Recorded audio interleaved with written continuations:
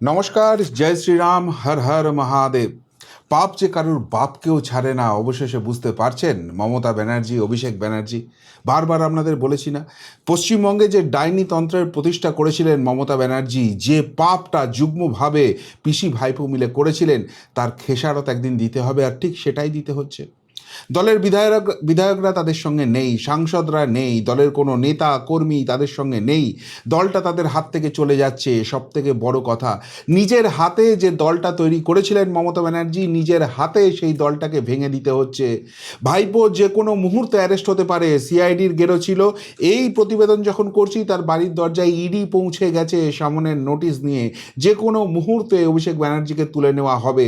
আর এই অবস্থায় দল থাকছে না, প্রতীক থাকছে না, রেজিস্ট্রেশন থাকছে না, মমতা ব্যানার্জির হাতে থাকছেটা কি? যেটা আমি কয়েকদিন আগে বলেছিলাম যে হাতে বাটি নিয়ে বসে থাকতে হবে, সেই জায়গাটাই তৈরি হয়ে যাচ্ছে। আর তাই মমতা ব্যানার্জি নিজেকে বাঁচাতে, ভাইপোকে বাঁচাতে 8ই জুন দিল্লি উড়ে যাচ্ছে। মুখে বলছেন ইন্ডি জোটের পিন্ডি বৈঠক করতে যাচ্ছেন, আসল কথা তো অন্য।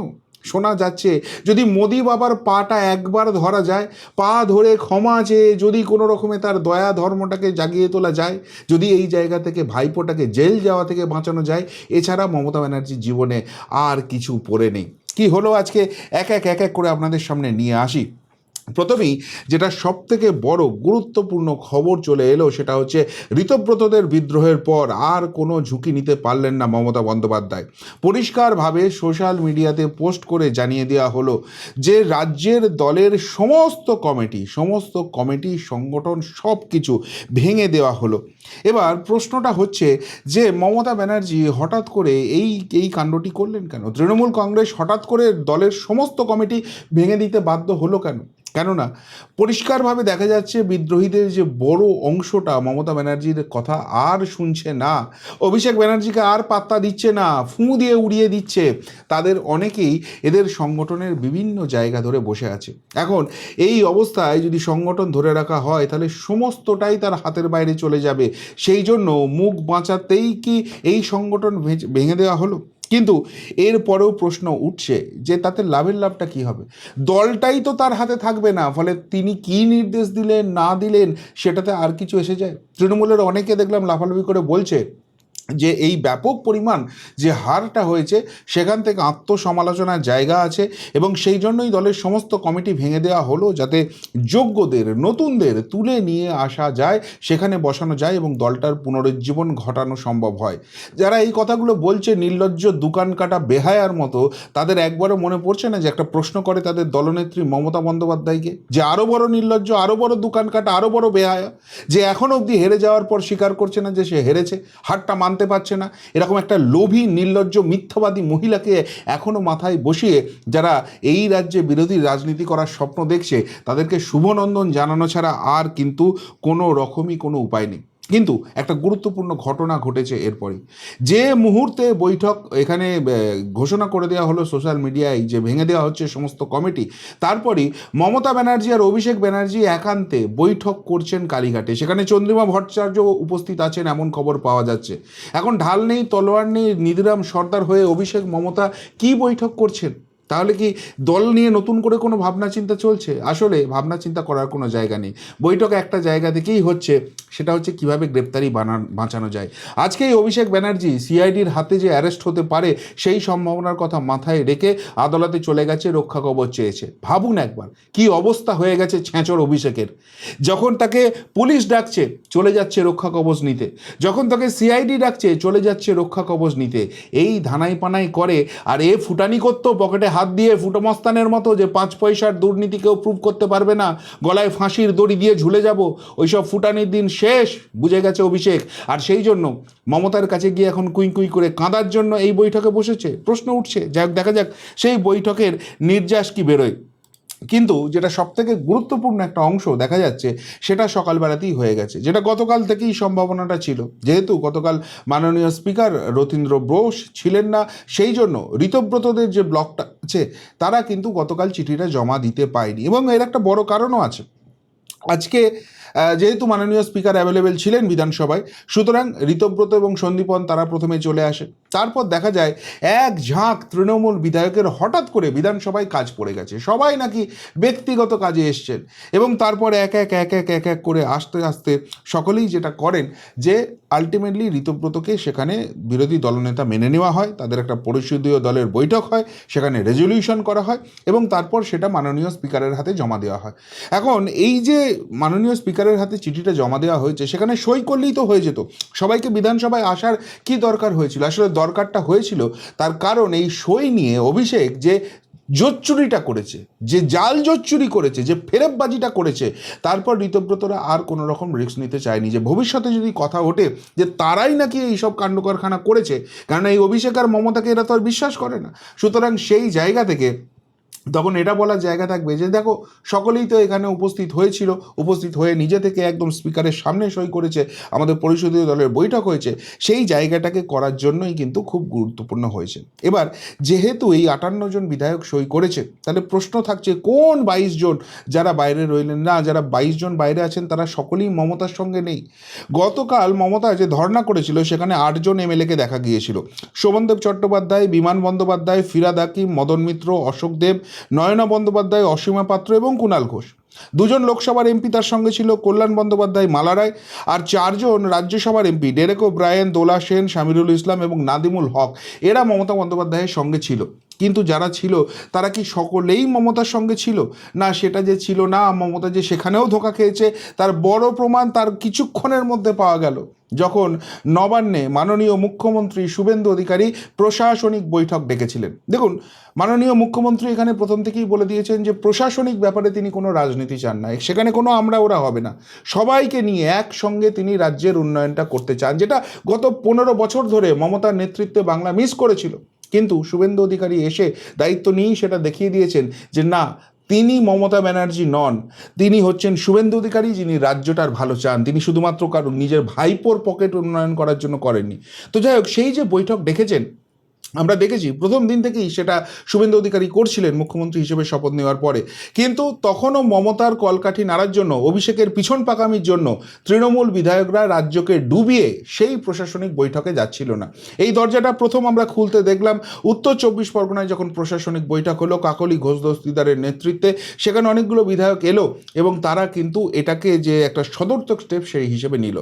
আজকে যখন নবান্নের সভাঘরে সেই প্রশাসনিক বৈঠক ডাকা হয়েছিল, মূলত কলকাতা, হাওড়া এবং দক্ষিণ 24 পরগনা, এই 3টে গুরুত্বপূর্ণ জেলাকে নিয়ে ডাকা হয়েছিল। তার কারণ হচ্ছে সামনেই বর্ষা আসছে এবং আপনারা জানেন যে বর্ষায় এই কলকাতা এবং হাওড়ার জল নিকাশি ব্যবস্থার কী করুণ পরিণতি হয়, এবং সবথেকে বড় কথা যেটা গ্রামীণ হাওড়া রয়েছে, উদয়নারায়ণপুর, জগৎবল্লভপুর, ওই দিকটায় বন্যা পরিস্থিতি হয়।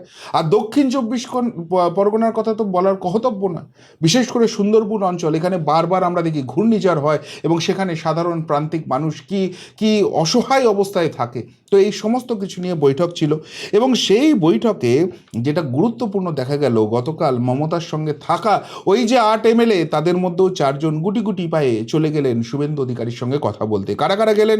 ফিরাদ হাকিম গেলেন, কুণাল ঘোষ গেলেন, নয়না বন্দ্যোপাধ্যায় গেলেন, অশোক দেব, তারা কিন্তু সেখানে পৌঁছে গেলেন। আর এখানেই প্রশ্নটা উঠছে, তার মানে মমতার আশেপাশে যারা আছে, যারা এখনও মমতা ডাকলে আর সেই চক্ষু লজ্জা থেকে তারা এড়াতে পাচ্ছেন না, যাচ্ছেন, তারাও কি আলটিমেটলি মমতার সঙ্গে আছেন?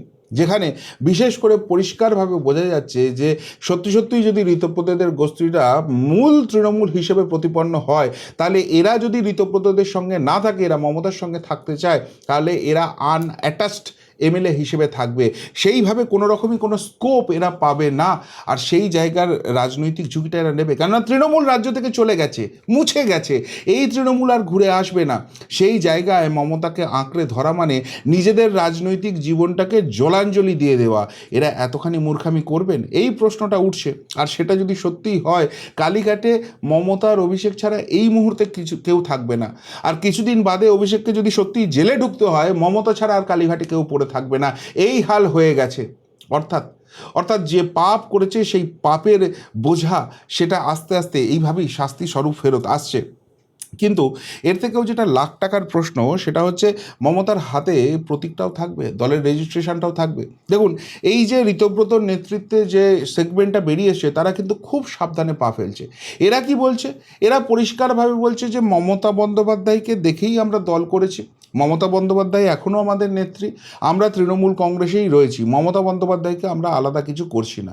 তাহলে তাহলে সমস্যাটা কোথায় দাঁড়াচ্ছে? আসলে এই ঋতব্রতরা বা এই বিদ্রোহী গোষ্ঠীরা অভিষেকের মাতব্বরিটা মেনে নিতে পারছে না। অভিষেক যে রাজনীতির রও বোঝে না, সে এসে ফোপর দালালের মতো, বসের মতো ব্যবহার করবে, বাকি যারা জনপ্রতিনিধি রয়েছে, দলের নেতানেত্রী রয়েছে, তাদেরকে চাকর বাকরের মতো ট্রিট করা হবে, এটা এরা মানতে পারছে না। অর্থাৎ ছবিটা কিন্তু খুব স্পষ্ট যে রাগটা বা ক্ষোভটা মমতার বিরুদ্ধে নয়, রাগটা বা ক্ষোভটা যেটা হচ্ছে সেটা অভিষেকের বিরুদ্ধে। তাহলে মমতা যদি সেই জায়গা থেকে যখনই শুনলেন মাননীয় মুখ্যমন্ত্রী শুভেন্দু অধিকারীর মুখে যে ঋতব্রত আর সন্দীপন এরকম একটা স্টেপ নিয়ে ফেলেছেন, এবং সেই জায়গা থেকে তাদেরকে ডেকে যদি ব্যাপারটাকে মিটিগেট করতেন, অভিষেককে সাইডলাইন করে আপাতত যদি এই দলটার কথা শুনতেন, দলের মধ্যে গণতন্ত্রটাকে শুনতে পেতেন, তাহলে হয়তো তার দলটা বেঁচে যেত, তার দলটা এইভাবে উঠে যেত না। কিন্তু মমতা তো সেটা করার জায়গায় নেই। ভাইপোকে রাজা বানাতে গিয়েই তো রাজ্যটার সর্বনাশ বানিয়েছে, দলটারও সর্বনাশ করে দিয়েছে। ফলে এই মুহূর্তে প্রশ্ন উঠছে যে এত বড় বিদ্রোহ হয়ে যাওয়ার পরও মমতা কিন্তু অ্যারোগেন্স দেখিয়ে যাচ্ছে, অভিষেকের কথাতে অ্যারোগেন্স দেখিয়ে যাচ্ছে, এবং সেই জায়গাটা কিন্তু এরা মানতে পারছে না।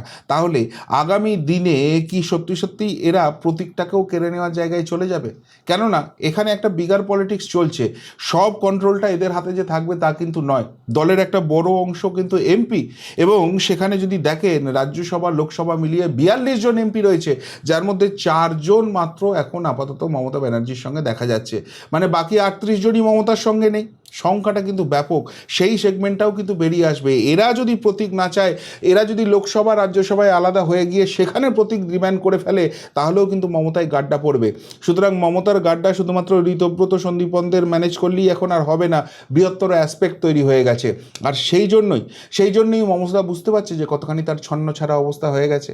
আর এটার জন্যই কি মমতা এবার দিল্লি ছুটে যাওয়ার প্ল্যান করছে। 8ই জুন ইন্ডিয়ার বৈঠকে যোগ দিতে দিল্লি যাবেন মমতা অভিষেক। রাজ্যে হারের পর প্রথম রাজধানী সফরে তৃণমূলের শীর্ষ নেতৃত্ব। অভিষেক যেতে পারবে কিনা জানি না, তার আগেই অ্যারেস্ট হয়ে যাবে কিনা জানি না। 8ই জুন যাওয়াটা আরও একটা সিগনিফিক্যান্ট আছে, কেননা আপনারা জানেন সিআইডি যে সেকেন্ড নোটিশ করেছে, সেই সেকেন্ড নোটিশের দিনটা অভিষেক ব্যানার্জিকে 8 তারিখেই দেওয়া হয়েছে, তাকে যেতে হবে। কতখানি হতচ্ছাড়া অভিষেক ভাবুন একবার, এখানে বসে বসে বলছে যে আমার শারীরিক অবস্থা খারাপ, সেই জন্য আমি সিআইডি ইন্টারোগেশন ফেস করতে পারছি না। এদিকে যখনই দল ভেঙে যাচ্ছে তখন পিসির সঙ্গে কালীঘাটে বৈঠক করতে ছুটতে পারছে। এই অভিষেক এতখানি বদমাইশ, বলছে যে আমি ইন্টারোগেশন ফেস করতে পারবো না, আমার শারীরিক অবস্থা ভালো নয়, আমার 15 দিনের টাইম ছিল, আর 8 তারিখ দিল্লি উড়ে গিয়ে মিটিং করতে পারে। তার মানে ধান্দাগুলো পরিষ্কার হয়ে গেছে। আলটিমেটলি ওই মুখে বড় বড় বাতেলার দিন শেষ হয়ে গেছে। আলটিমেটলি অভিষেক অ্যারেস্ট হবে, এই জায়গাটা স্পষ্ট হয়ে গেছে। তাহলে দিল্লিটা কেন যাচ্ছে? সত্যিই কি ইন্ডি জোটের সঙ্গে বৈঠক করতে? কেননা মমতাকে এখন রাজনৈতিক কোনো রকম কোনো জায়গা নেই, তার দলটাই তার হাতে থাকছে না, তো সে রাজধানীতে গিয়ে কি মিটিং করবে? একে কে পাত্তা দেবে? অনেকে বলছেন যে মমতা ব্যানার্জির নামটাই একটা ব্র্যান্ড, সেই জায়গা থেকে নতুন করে ফিনিক্স পাখির মতো তিনি নতুন তৃণমূল তৈরি করে নেবেন, এতটাই সোজা। মমতাকে যখন ক্ষমতায় এসেছিল বা মমতা যখন দল তৈরি করেছিল, তখন একটা না একটা বড় শক্তির সাপোর্ট পেয়েছিল। দল তৈরি করার পরই অটল বিহারী বাজপেয়ী, সেই সময়ের বিজেপির সাপোর্ট ছিল। ক্ষমতায় যখন এসেছেন তখন সেখানে প্রণব মুখার্জি, সোনিয়া গান্ধীর সাপোর্ট, কংগ্রেসের সাপোর্ট ছিল। সেই মমতা সেই সাপোর্ট পাওয়ার পরে আজকে মমতা হয়েছিল। আর আজকে তো মমতার গায়ে চোর ডাকাত স্যাম্পেল লেগে গেছে, লোক দেখলেই চোর চোর চোর চোর করে তারা করছে। একে আর বিশ্বাস করা যায় না, সকলে বুঝে গেছে রাজনৈতিক অ্যাকসেপ্টেন্সের জায়গাটা শেষ হয়ে গেছে। দলে কেউ তার পাশে নেই, কর্মীরা তার পাশে নেই। কালকে যে মিটিং করেছিল 150-200 বেশি লোক জমায়েত করতে পারেনি। তাহলে সেই মমতা নতুন করে দল করবে, এটা বিশ্বাসযোগ্য? তাহলে দিল্লিতে ছুটে যাচ্ছে কেন? অনেকেই বলছেন দিল্লিতে ছুটে যাওয়ার মেন কারণ একটা লোককে ধরে, তার হাতে পায়ে ধরে যদি ভাইপোটাকে বাঁচানো যায়, সেটা হচ্ছে মোদি বাবা। সেইটা করতেই তিনি যাচ্ছেন। মানে তিনি গেলেই যে মোদি বাবা সাক্ষাৎ পাবেন তেমন কোনো ব্যাপার নেই, তিনি গেলেই বললেই যে মোদি বাবা তাকে বাঁচিয়ে দেবে তেমন কোনো রকম কোনো ব্যাপার নেই। কিন্তু তা সত্ত্বেও যাচ্ছেন, একটা চান্স নিচ্ছেন। কিভাবে চান্সটা নেবেন? সকলেই বলছে এই যে ইন্ডিজোটের মধ্যে ঢুকে আছি, সেই ইন্ডিজোটটাকে আমি ঘেঁটে দেবো এবং সেটার পুরস্কার স্বরূপ আমার ভাইপোটাকে তাকে অ্যারেস্ট করো না, আমার তো সব গেছে, এই রকম একটা প্রপোজাল নাকি যেতে পারে। কিন্তু যার কিচ্ছু নেই তাকে ইন্ডিজোটই অ্যাকসেপ্ট করবে কেন? আর সে ইন্ডিজোটটা ঘাঁটবেটা কী করে? ইন্ডিজোটটা তো ঘাঁটা হচ্ছে অন্য রাজ্যে কি ইলেকশন লড়তে হবে, ভোট ফোট কাটতে হবে, এই সব জিনিস করতে হবে, সেটা তো তার কোনো জায়গা নেই। এমনিতেই তৃণমূলের পশ্চিমবঙ্গের বাইরে কোনো রকম কোনো অ্যাকসেপ্টেন্স ছিল না। গোয়া, ত্রিপুরা যেখানে গেছে এত বড় গোল্লা নিয়ে চলে এসছে, এবং সেটাও ক্ষমতায় থাকা তৃণমূল। এখন এই তৃণমূল, যে তৃণমূলে অভিষেকের কোনো অ্যাকসেপ্টেন্স নেই, জেলে যাবে যে কোনো দিন, যে তৃণমূল মমতা ব্যানার্জিকেও পাত্তা দিচ্ছে না, সেই তৃণমূলকে নিয়ে সেই মমতা ব্যানার্জি আর সেই অভিষেক ব্যানার্জি দিল্লিতে যাবে, একটা মিটিং হবে আর তারপর ছেড়ে দেওয়া হবে? অত সহজ নয়। সুতরাং পাপ কারোর বাপকে ছাড়ে না। এটা এরা ক্ষমতায় থাকতে থাকতে ক্ষমতার দম্ভে ভুলে গিয়েছিল। আজকে রাজনীতি, জীবন, সাধারণ মানুষ সকলে মিলে এদেরকে সেটা হাড়ে হাড়ে বুঝিয়ে দিয়েছে। ফলে যন্ত্রণা, কালীঘাটে শুধু যন্ত্রণা, তবে এই যন্ত্রণার সবে শুরু হয়েছে। এখন অনেক যন্ত্রণার পথ হাঁটতে হবে এই মমতা, এই অভিষেককে, যে পাপটা 15 বছর ধরে করেছে, সুদে আসলে করায় গন্ডায় তার হিসাব হবে, এবং সেটাও সুদ সমেত। সেই রাস্তা কিন্তু ক্রমশ ক্রমশ চওড়া হচ্ছে, এটা বোঝাই যাচ্ছে। কি বলবেন মমতা এবং অভিষেকের এই অবস্থা নিয়ে? যদি কিছু বলার থাকে অবশ্যই কমেন্ট বক্সে কমেন্ট করে জানাবেন। এখনকার মতো এখানেই শেষ করলাম, ফেরত আসছি নতুন প্রতিবেদন নিয়ে খুব তাড়াতাড়ি। ভালো থাকবেন, সাথে থাকবেন, পাশে থাকবেন। নমস্কার।